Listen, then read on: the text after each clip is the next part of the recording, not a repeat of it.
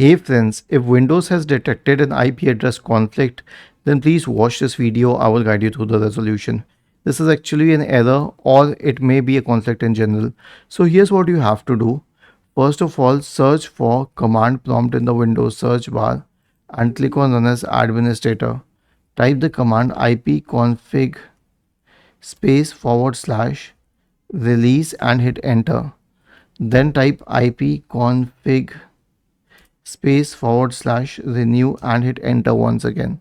So this will release and renew the IP address and it will fix the problem. In 99% of the cases, this will be sufficient. But if it doesn't help, then here's what you have to do. Right click on the start button, select settings from the menu, go to the network and internet tab on the list on the left hand side. In the right pane, scroll down and click on advanced network settings, select network reset, click on reset now and then click on yes.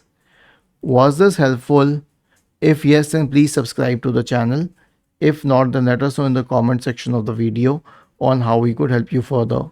Thank you for watching this video and have a nice day.